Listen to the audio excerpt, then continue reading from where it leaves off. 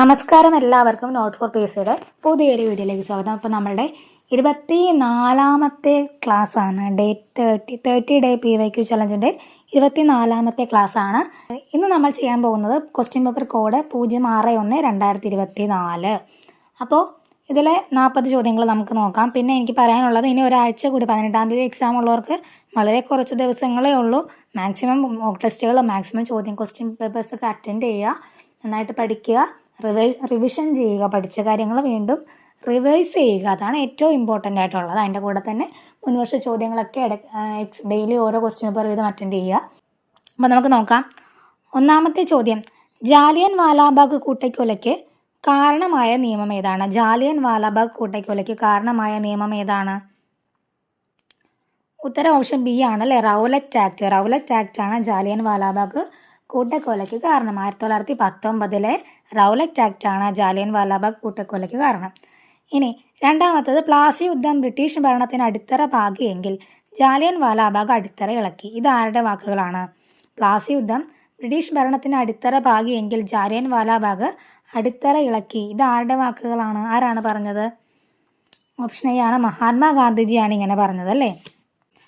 3, Indian സ്വാതന്ത്ര്യ സമരത്തിൻ്റെ ആത്യന്തിക ലക്ഷ്യം പൂർണ്ണ സ്വരാജാണെന്ന് പ്രഖ്യാപിച്ച കോൺഗ്രസ് സമ്മേളനം ഏതാണ്? ഇന്ത്യൻ സ്വാതന്ത്ര്യ സമരത്തിൻ്റെ ആത്യന്തിക ലക്ഷ്യം പൂർണ്ണ സ്വരാജാണെന്ന് പ്രഖ്യാപിച്ച കോൺഗ്രസ് സമ്മേളനം ഏതാണ്? ഓപ്ഷൻ ഡി ആണ്, ലാഹോർ സമ്മേളനം. ഏതാണ്? വർഷം ഏതാണ്? ലാഹോർ സമ്മേളനം ഏതാണ്? 1929 ലാഹോർ സമ്മേളനത്തിൽ വെച്ചിട്ടാണ് പൂർണ്ണ സ്വരാജ് പ്രമേയം പാസ്സാക്കിയത്. ആ സമ്മേളനത്തിൻ്റെ അധ്യക്ഷൻ ആരായിരുന്നു? ജവഹർലാൽ നെഹ്റു ആയിരുന്നു.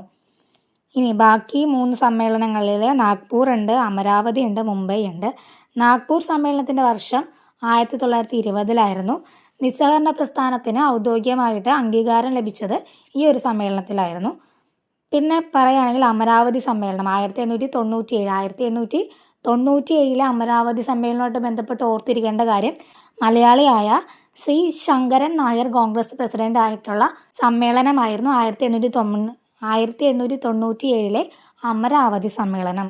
4ാമത്തെ ചോദ്യം, ബംഗാൾ വിഭജനം നടത്തിയ ബ്രിട്ടീഷ് വൈസ്രോയി ആരാണ്? ബംഗാൾ വിഭജനം നടത്തിയ ബ്രിട്ടീഷ് വൈസ്രോയി ആരാണ്?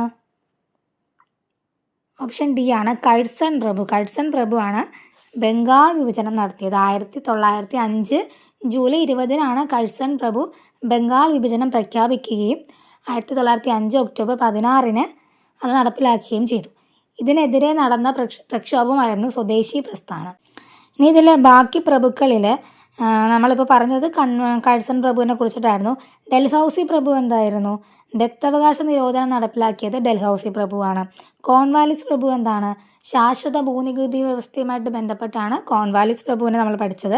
വെല്ലസ്ലി പ്രഭു എന്താണ്? സൈനിക സഹായ വ്യവസ്ഥ ആവിഷ്കരിച്ചത് വെല്ലസ്ലി പ്രഭുവാണ്. 5ാമത്തെ ചോദ്യം, ഇന്ത്യൻ നാഷണൽ കോൺഗ്രസിൻ്റെ പ്രസിഡന്റായ ആദ്യ ഇന്ത്യൻ വനിത ആരാണ്? ഇന്ത്യൻ നാഷണൽ കോൺഗ്രസിൻ്റെ പ്രസിഡന്റായ ആദ്യ ഇന്ത്യൻ വനിത ആരാണ്? ഓപ്ഷൻ സി ആണ്, സരോജിനി നായിഡു. സരോജിനി നായിഡു ആണ് ഇന്ത്യൻ നാഷണൽ കോൺഗ്രസിൻ്റെ പ്രസിഡന്റായ ആദ്യ ഇന്ത്യൻ വനിത.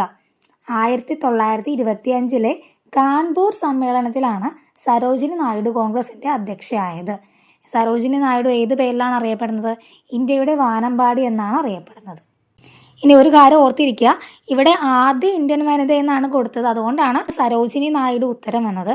ഇനി കോൺഗ്രസിൻ്റെ പ്രസിഡന്റായ ആദ്യ വനിത ആരെന്ന് ചോദിച്ചു കഴിഞ്ഞാൽ, കോൺഗ്രസിൻ്റെ പ്രസിഡന്റായ ആദ്യ വനിത ആരെന്ന് ചോദിച്ചു കഴിഞ്ഞാൽ ആനി ബസന്റ് ആണ് ഉത്തരം വരുന്നത്. 1917 പിന്നെ ആദ്യ ഇന്ത്യൻ വനിത ആരാണ്?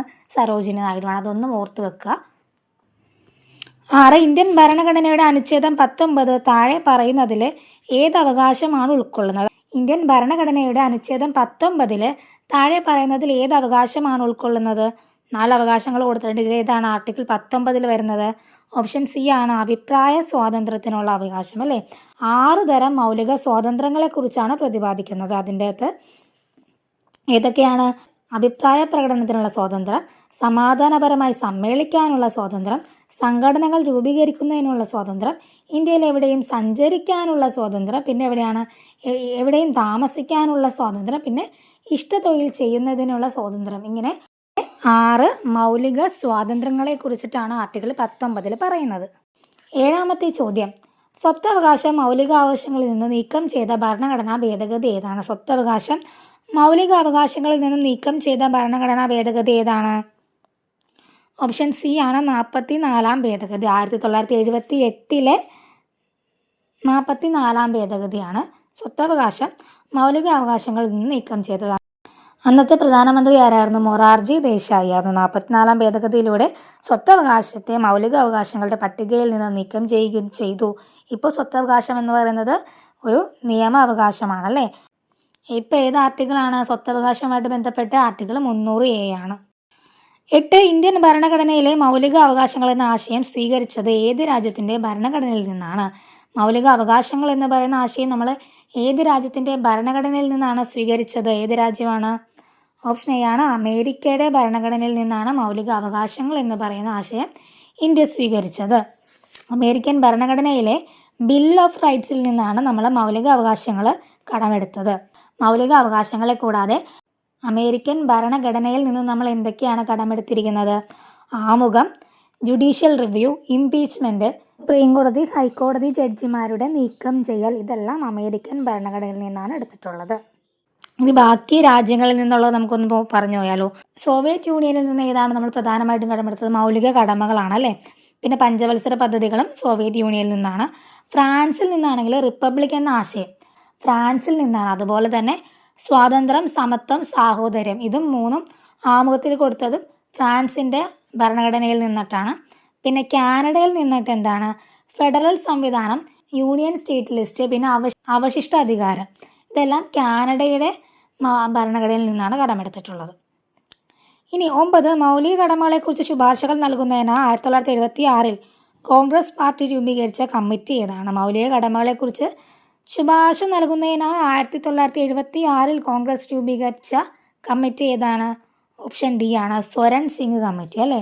സ്വരൺ സിംഗ് കമ്മിറ്റിയുടെ ശുപാർശ പ്രകാരമാണ് 1976 42-ാം ഭരണഘടനാ ഭേദഗതിയിലൂടെ 10 മൗലിക കടമകൾ കൂട്ടിച്ചേർത്തത്. 10 നിലവിലിപ്പോൾ എത്ര ഉണ്ട്? 11. ഏത് ആർട്ടിക്കിൾ ഏതാണ്? 51A. ഭാഗം ഏതാണ്? 4A. ഇനി 10. ഇന്ത്യൻ പാർലമെൻറ്റിൻ്റെ സംയുക്ത സമ്മേളനം വിളിച്ചു ചേർക്കുന്നത് ആരാണ്? ഇന്ത്യൻ പാർലമെൻറ്റിൻ്റെ സംയുക്ത സമ്മേളനം വിളിച്ചു ചേർക്കുന്നത് ആരാണ്? ഓപ്ഷൻ ബി ആണ് രാഷ്ട്രപതി. രാഷ്ട്രപതിയാണ് സംയുക്ത സമ്മേളനം വിളിച്ചു ചേർക്കുന്നത്. ഒരു ബില്ലിൻ്റെ പേരിൽ ഇരു സഭകളിലും തർക്കമുണ്ടായാലാണ് ആർട്ടിക്കിൾ 108 പ്രകാരം സംയുക്ത സമ്മേളനം രാഷ്ട്രപതി വിളിച്ചു ചേർക്കുന്നത്. ഇനി സ്വതന്ത്ര ഇന്ത്യയിൽ ഇതുവരെ 3 തവണ മാത്രമാണ് സംയുക്ത സമ്മേളനം നടന്നിട്ടുള്ളത്. സംയുക്ത സമ്മേളനത്തിൽ അധ്യക്ഷത വഹിക്കുന്നത് ലോകസഭാ സ്പീക്കറായിരിക്കും കേട്ടോ. 11. 1947 ഐക്യ കേരള കൺവെൻഷൻ നടന്നത് എവിടെയാണ്? 1947 ഐക്യ കേരള കൺവെൻഷൻ എവിടെയാണ് നടന്നത്? ഓപ്ഷൻ എ ആണ് തൃശ്ശൂരാണ് ഐക്യ കേരള കൺവെൻഷൻ 1947 നടന്നത്. 12. സമത്വ സമാജം എന്ന സംഘടന ആരാണ് സ്ഥാപിച്ചത്? ആരാണ് സമത്വ സമാജം സ്ഥാപിച്ചത്? ഓപ്ഷൻ ഡി ആണ് വൈകുണ്ഠ സ്വാമികളാണ് അല്ലേ. വൈ സമം വൈ എന്ന് നമ്മൾ എത്രയോ ക്ലാസ്സുകളിൽ പറഞ്ഞല്ലേ. സമത്വ സമാജം സ്ഥാപിച്ചത് ആരാണ്? വൈകുണ്ഠ സ്വാമികളാണ്. 13. ബ്രിട്ടീഷ് ആധിപത്യത്തിനെതിരായി കേരളത്തിൽ നടന്ന ആദ്യത്തെ സംഘടിത കലാപം. ബ്രിട്ടീഷ് ആധിപത്യത്തിനെതിരായി കേരളത്തിൽ നടന്ന ആദ്യത്തെ സംഘടിത കലാപം ഏതാണ്? ആദ്യത്തെ സംഘടിത കലാപമാണ് ഏതാണ്? ഓപ്ഷൻ ബി ആണ് ആറ്റിങ്ങൽ കലാപം. ബ്രിട്ടീഷുകാർക്കെതിരെ കേരളത്തിൽ നടന്ന ആദ്യത്തെ സംഘടിത കലാപമാണ് 1721 ആറ്റിങ്ങൽ കലാപം. 14. 1.25 കോടി മലയാളികൾ എന്ന കൃതിയുടെ കർത്താവായ കേരള മുഖ്യമന്ത്രി ആരാണ്? 1.25 കോടി മലയാളികൾ എന്ന കൃതിയുടെ കർത്താവായ കേരള മുഖ്യമന്ത്രി ആരാണ്? ഉത്തരം ഓപ്ഷൻ സി ആണ് EMS നമ്പൂതിരിപ്പാട്. 1.25 കോടി മലയാളികൾ എന്ന കൃതിയുടെ കർത്താവാണ് കേരളത്തിലെ ആദ്യ മുഖ്യമന്ത്രിയായിരുന്ന EMS നമ്പൂതിരിപ്പാട്. 15. 1817 തിരുവിതാംകൂറിൽ പ്രാഥമിക വിദ്യാഭ്യാസം സൗജന്യമാക്കിയ ഭരണാധികാരി. 1817 തിരുവിതാംകൂറിൽ പ്രാഥമിക വിദ്യാഭ്യാസം സൗജന്യമാക്കിയ ഭരണാധികാരി ആരാണ്? ഉത്തരം ഓപ്ഷൻ എ ആണ് ഗൗരി പാർവതിബായി. 1817 ഗൗരി പാർവതിബായി ആണ് പ്രാഥമിക വിദ്യാഭ്യാസം സൗജന്യവും നിർബന്ധിതവുമായി പ്രഖ്യാപിച്ചുകൊണ്ട് വിളംബരം പുറപ്പെടുവിച്ചത്. ഇനി ഗൗരി ലക്ഷ്മിബായിയുമായിട്ട് ബന്ധപ്പെട്ട് എന്താണ്? അടിമക്കച്ചവടം നിർത്തലാക്കിയത് ഗൗരി ലക്ഷ്മിബായി ആണ്. പിന്നെ എന്താണ്? സെക്രട്ടേറിയറ്റ് സമ്പ്രദായം ആരംഭിച്ചതും ഗൗരി ലക്ഷ്മിബായി ആണ്. 15 G20യുമായി ബന്ധപ്പെട്ട് താഴെ പറയുന്നതിൽ തെറ്റായ പ്രസ്താവന. G20യുമായി ബന്ധപ്പെട്ട് തെറ്റായ പ്രസ്താവനയാണ് വേണ്ടത്. 4 സ്റ്റേറ്റ്മെൻറ്റുകൾ കൊടുത്തിട്ടുണ്ട്. ഇത് ഏതാണ് തെറ്റായ പ്രസ്താവന? ഓപ്ഷൻ സി ആണ് തെറ്റായിട്ടുള്ളത്. അതായത് G20 രൂപീകരിക്കപ്പെട്ട വർഷം എന്ന് പറയുന്നത് 1999 1999 G20 രൂപീകരിക്കപ്പെട്ടത്, 1998 അപ്പോൾ അതാണ് തെറ്റായിട്ടുള്ള പ്രസ്താവന. ബാക്കി 3 സ്റ്റേറ്റ്മെൻറ്റുകൾ G20യിൽ ഉൾപ്പെട്ട രാജ്യമാണ് ബ്രസീൽ എന്ന് പറയുന്നത് ശരിയാണ്. ബ്രസീൽ G20യിൽ ഉൾപ്പെട്ട രാജ്യമാണ്. G20ക്ക് സ്ഥിരമായ ആസ്ഥാനമില്ല. പിന്നെ എന്താണ്, എല്ലാ വർഷവും G20 ഉച്ചകോടി നടത്താറുണ്ട്, അതും ശരിയാണ്. അപ്പോൾ G20 എന്നാണ് രൂപീകരിക്കപ്പെട്ടത്? 1999 G20 രൂപീകരിക്കപ്പെട്ടത്.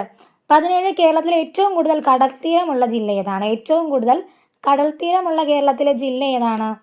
ഏറ്റവും കൂടുതൽ കടൽത്തീരമുള്ള കേരളത്തിലെ ജില്ല ഏതാണ്?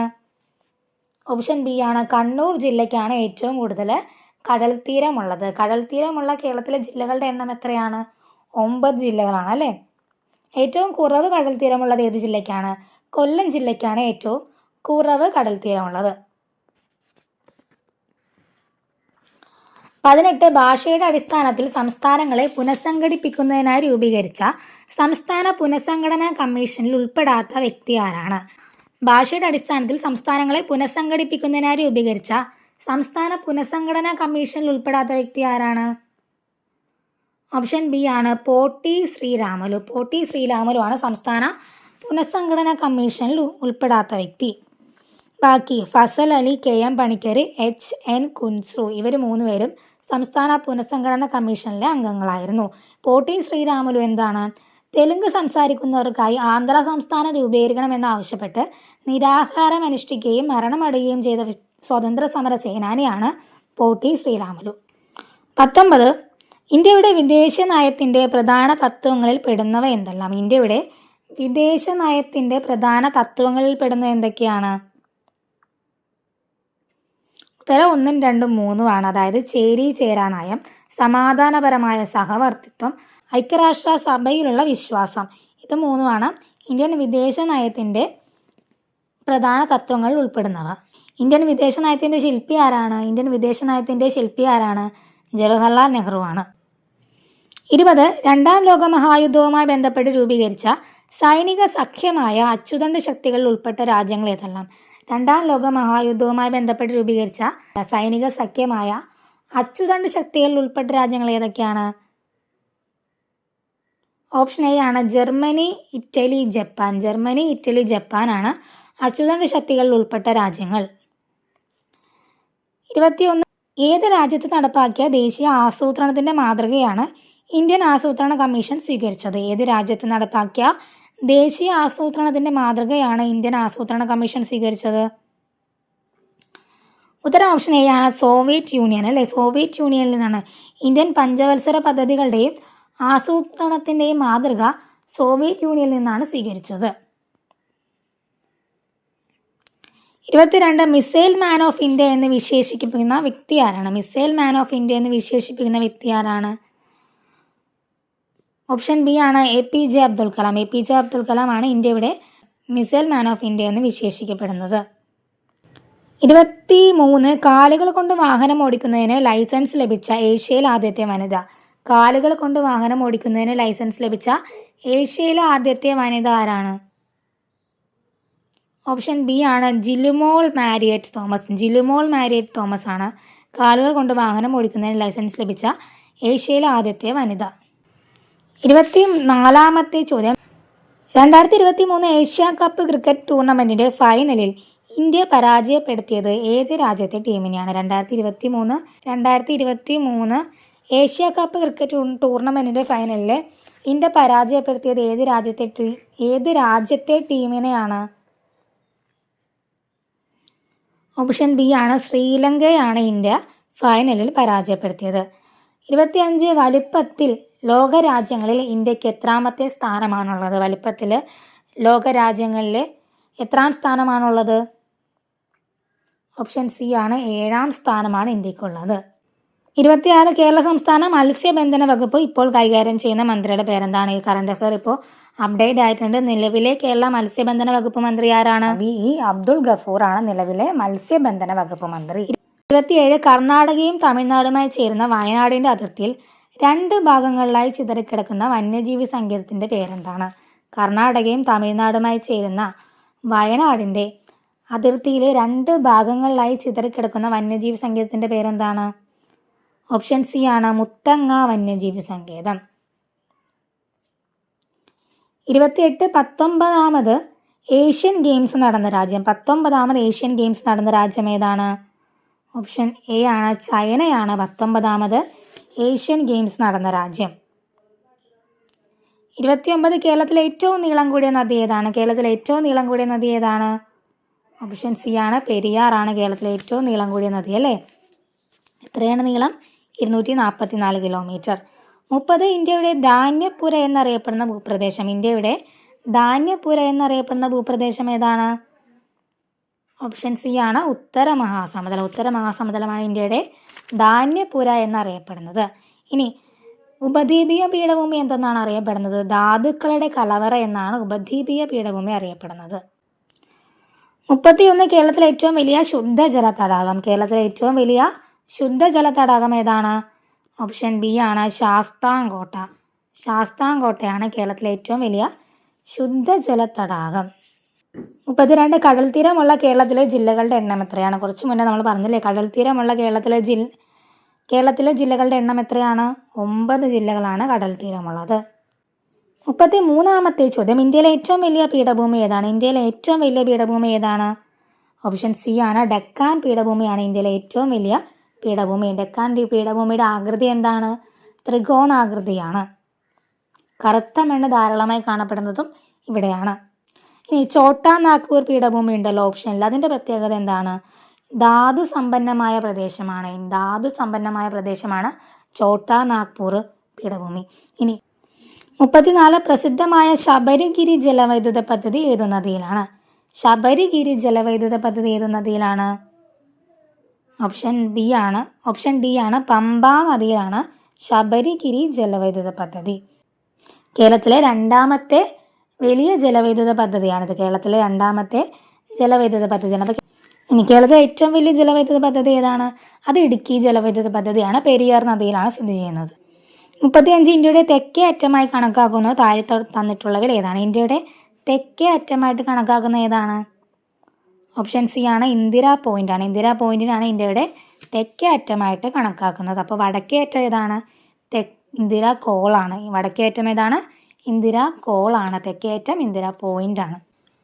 കിഴക്കേ അറ്റത്ത് അരുണാചൽ പ്രദേശിലെ കിബുത്തു ആണ്. പടിഞ്ഞാറേ അറ്റത്ത് ഗുഹാർ മോത്തിയാണ്. ഗുജറാത്തിലെ ഗുഹാർ മോത്തിയാണ് പടിഞ്ഞാറേ അറ്റത്ത്. 36 കേരളത്തിലെ ഏറ്റവും ചെറിയ ജില്ല ഏതാണ്? കേരളത്തിലെ ഏറ്റവും ചെറിയ ജില്ല ഏതാണ്? ഓപ്ഷൻ ഡി ആണ് ആലപ്പുഴയാണ് ചെറിയ ജില്ല. വലിയ ജില്ല ഏതാണ്? ഇടുക്കിയാണ്. 37 നെഹ്റു ട്രോഫി വള്ളംകളി ഏത് കായലിലാണ് നടത്തുന്നത്? നെഹ്റു ട്രോഫി വള്ളംകളി ഏത് കായലിലാണ്? ഓപ്ഷൻ സി ആണ് പുന്നമട കായലാണ്. 38 കേരളത്തിലെ ഗ്രാമപഞ്ചായത്തുകളുടെ എണ്ണം എത്രയാണ്? കേരളത്തിൽ എത്ര ഗ്രാമപഞ്ചായത്തുകളാണുള്ളത്? ഓപ്ഷൻ ബി ആണ് 941 ഗ്രാമപഞ്ചായത്തുകളാണുള്ളത്. എത്ര ബ്ലോക്ക് പഞ്ചായത്തുകളുണ്ട്? 152 ബ്ലോക്ക് പഞ്ചായത്ത്. ജില്ലാ പഞ്ചായത്തുകളാണെങ്കിൽ 14 ജില്ലയുണ്ട്, 14 ജില്ലാ പഞ്ചായത്തുണ്ട്. മുനിസിപ്പാലിറ്റികൾ 87 എണ്ണം. കോർപ്പറേഷനുകൾ 6 എണ്ണം. ഇനി 39 കേരള ഹൈക്കോടതിയിലെ ഇപ്പോഴത്തെ ചീഫ് ജസ്റ്റിസ് ആരാണ്? ഇപ്പോൾ ഇതിൻ്റെ കറണ്ട് അഫെയർ അപ്ഡേറ്റ് ആയിട്ടുണ്ട്. ഇപ്പം നിലവിലെ കേരള ഹൈക്കോടതി ചീഫ് ജസ്റ്റിസ് സൗമ്യൻ സെൻ ആണ് നിലവിലെ ചീഫ് ജസ്റ്റിസ്. 40 പശ്ചിമഘട്ടത്തിലെ സംരക്ഷിത വനപ്രദേശമായ പാലക്കാട് ജില്ലയിൽ സ്ഥിതി ചെയ്യുന്ന പ്രസിദ്ധമായ ദേശീയോദ്യാനം ഏതാണ്? പശ്ചിമഘട്ടത്തിലെ സംരക്ഷിത വനപ്രദേശമായ പാലക്കാട് ജില്ലയിൽ സ്ഥിതി ചെയ്യുന്ന പ്രസിദ്ധമായ ദേശീയോദ്യാനം ഏതാണ്? പാലക്കാട് ജില്ലയിൽ സ്ഥിതി ചെയ്യുന്ന ദേശീയോദ്യാനം ഏതാണ്? ഓപ്ഷൻ ബി ആണ് സൈലന്റ് വാലിയാണ്. അവിടുത്തെ സംരക്ഷിത മൃഗം ഏതാണ്? സിംഹവാലൻ കുരങ്ങുകളാണ് അല്ലേ. ഇനി ഏത് താലൂക്കിലാണ് സ്ഥിതി ചെയ്യുന്നത്? മണ്ണാർക്കാട് താലൂക്കിലാണ്. പാലക്കാട് സൈലന്റ് വാലിയിലൂടെ ഒഴുകുന്ന നദി ഏതാണ്? കുന്തിപ്പുഴയാണ് അല്ലേ. ഉത്ഭവിക്കുന്ന നദി ഏതാണ്? തൂതപ്പുഴയാണ്. അപ്പോൾ കുന്തിപ്പുഴ സൈലന്റ് വാലിയിലൂടെ ഒഴുകുന്നത് കൊണ്ട് തന്നെ മലിനീകരണം ഏറ്റവും കുറവുള്ള നദി ഏതാണെന്ന് ചോദിച്ചാൽ അത് കുന്തിപ്പുഴയാണ് കേട്ടോ. ഇത്രയുമാണ് ഇന്നത്തെ ഈ ഒരു ക്വസ്റ്റ്യൻ പേപ്പറിൽ 40 ചോദ്യങ്ങൾ. ബാക്കി ചോദ്യങ്ങൾ നമുക്ക് അടുത്ത ക്ലാസ്സിൽ കാണാം.